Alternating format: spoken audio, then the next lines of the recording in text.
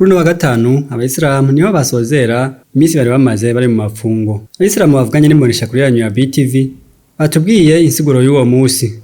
Kuntu twebwe bimeze urumva uwifise n'utifise uwufise arahuda afise niko bimeze turasangira urumva n'umusi wo gusangira abaje batishoboye abafite byinshi barahamagara karibu dusangire niyo ufite bikeya murashobora gusangira ibyo mufise. Uyu munsi utwibutsa ibintu byinshi katwe kuba Islam n'umunsi mukuru kuri twese ubona ko twisonjesheje imisi irenga imisi 30 n'umunsi wo gusangira kubafise n'abadafise. Kuri twebwe dusanzwe turi mu idini rya Islam n'umunsi mukuru hambaye gose kuri twebwe n'umunsi mukuru tuba tumaze imisi 30 twisonzesha dusaba ibigongwe imbere y'Imana turaheza tukaja hamwe tugasangira abisilamu n'abatari abisilamu bose turabatumira tugasangira. Umunsi mukuru wacu wa Idil-Fitr turashimira Imana ko twahejeje umunsi mukuru Ramazan tukaba twiteguye nyene sita Shawwal.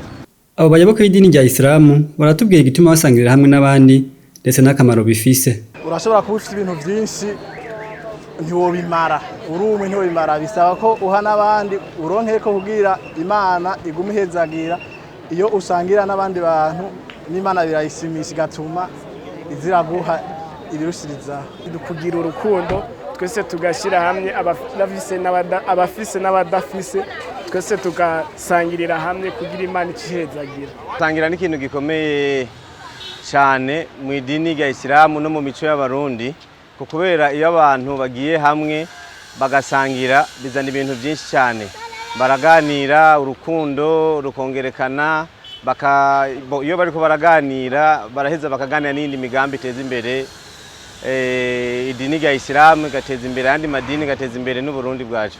Gusangira n'urukundo n'imico y'Islam ni vyiza gusangira bibandanya bidufasha kugwiza urukundo. Abisilamu bo mu Burundi bakaba bariko bifatikanya n'abandi bayisilamu bo kw'isi yose mu kurangiza amafungo y'ukwezi kweranda kw'Ramazani.